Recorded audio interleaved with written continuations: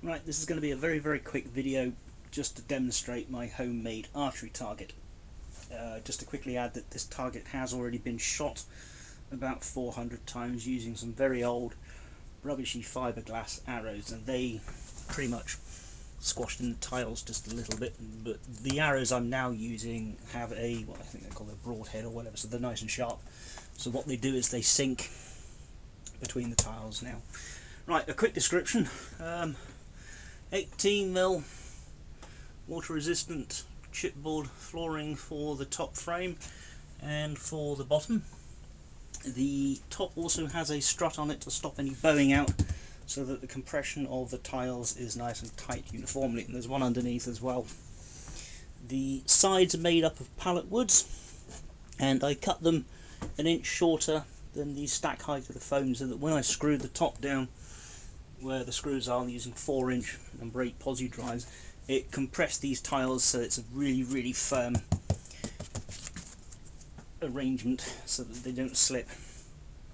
These tiles are made out of floor tiles, which are 60 centimeters by 60 centimeters, and they are cut in half and then folded over each other and then compressed, so it's like a composite laminates thing going on. The back consists of netting that I use in gardening to stop weeds from growing up through the floor, and that's layers of about 10 on there.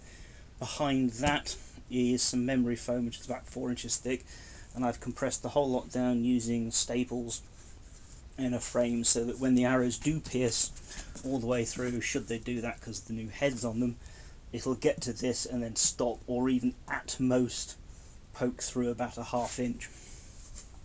The whole thing weighs about 15 kilos, and I built the whole thing, put it together for a total cost of just under 30 quid, which is really cheap. I'm quite happy with that. So what I'm going to do now is I'm going to quickly fire off a few arrows, and you'll see how it penetrates into the foam.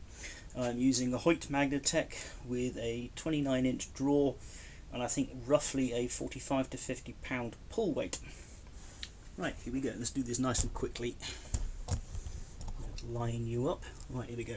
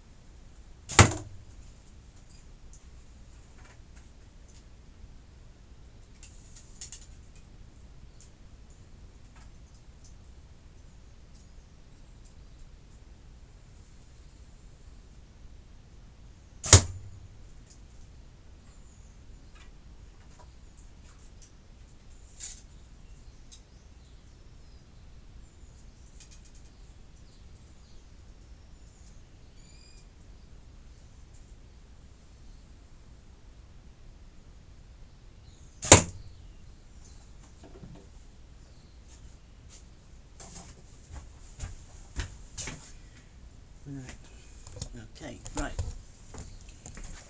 And there we go. There's just a quick 4-shot. I wasn't really targeting anything in particular, so the grouping's a bit rubbish.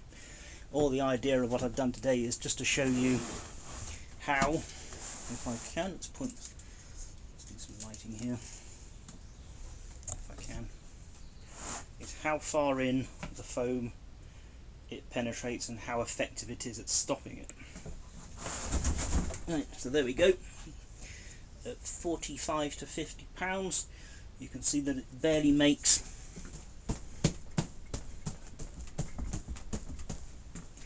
any penetration whatsoever on the inside. Another great thing about using these floor tiles, let's put this down,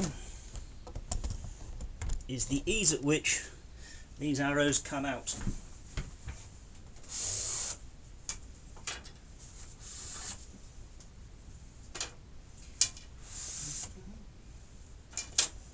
see, it's no problem at all. They really are quite easy.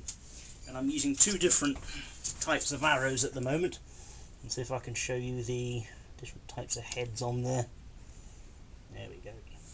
As you can see, I've got two very, very fine points and two relatively blunt ones.